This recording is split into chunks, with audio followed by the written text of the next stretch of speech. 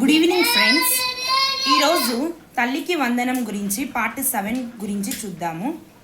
ఈ పార్ట్లో నాకు తెలిసినంత వరకు నేను వచ్చినటువంటి అప్డేట్స్ గురించి వివరించడానికి ప్రయత్నం చేస్తాను.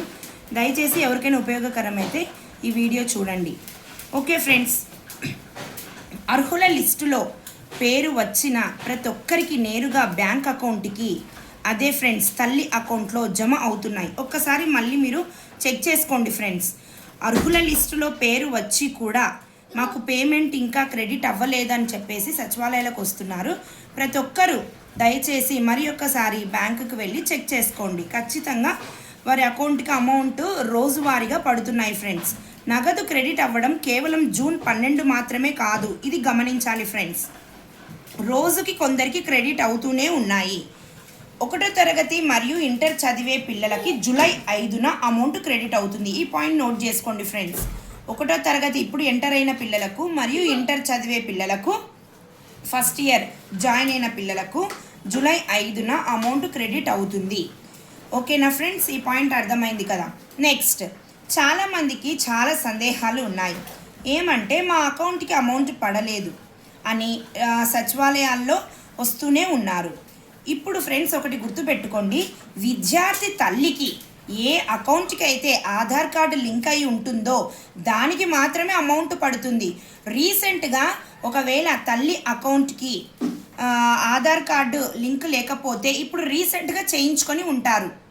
ఒక అకౌంట్ లేక 2 అకౌంట్లు లేక 3 అకౌంట్లు ఉన్న తల్లులు ఏ ఆధార్ కార్డుకి అయితే రీసెంట్గా బ్యాంక్ అకౌంట్ని లింక్ చేసి ఉంటారో వారికి ఖచ్చితంగా అమౌంట్ క్రెడిట్ అయి ఉంటుంది. ఈ పాయింట్ గుర్తుపెట్టుకోండి ఫ్రెండ్స్. ఖచ్చితంగా అమౌంట్ క్రెడిట్ అవుతుంది, చెక్ చేసుకోండి. నెక్స్ట్, మీ బ్యాంక్ ఖాతాకి ఆధార్ లింక్ అయ్యిందో లేదో ఎలా చూసుకోవాలి అనేది ఈ పార్ట్లో స్పెషల్గా చెప్పాలనుకున్నా ఫ్రెండ్స్. చాలామందికి తెలుసు, తెలియని వాళ్ళు మాత్రమే ఈ వీడియోని ఉపయోగం అవుతుంది. ఈ వీడియో ఈ క్రింద స్టెప్ బై స్టెప్ చెప్తాను, ఒకసారి ఫాలో అవ్వండి ఫ్రెండ్స్.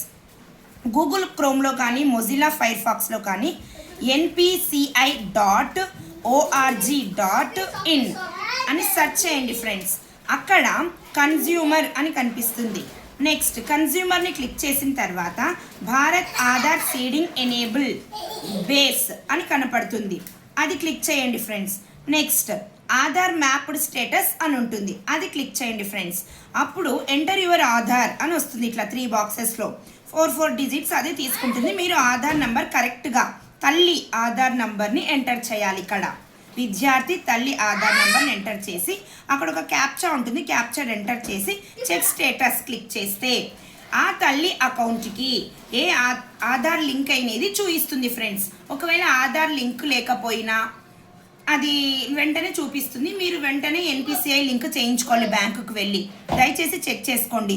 దీనివల్ల ఇంకొక ఉపయోగం కూడా ఉంది ఫ్రెండ్స్. మీ అకౌంట్కి ఏ మొబైల్ ఫోన్ లింక్ అయిందో లేదో కూడా చెక్ చేసుకోవచ్చు. ఓకేనా ఫ్రెండ్స్? ఓకే, ఇక్కడ చూపించే బ్యాంక్ ఖాతాకు మాత్రమే అమౌంట్ క్రెడిట్ అవుతుంది. అర్థమైంది కదా ఫ్రెండ్స్.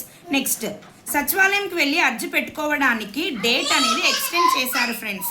మొన్న వీడియోలో నేను 20వ తేదీ లాస్ట్ అని చెప్పాను కదా, తర్వాత డేట్ ఎక్స్టెండ్ చేశారు. అది ఎప్పుడు లాస్ట్ అనేది ఇంకా మాకు చెప్పలేదు.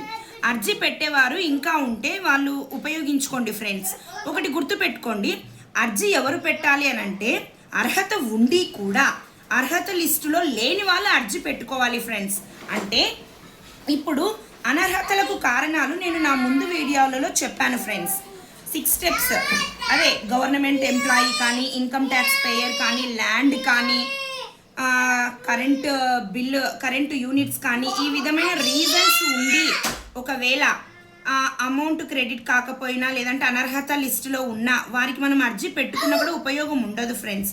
ఒకసారి గుర్తు పెట్టుకోండి.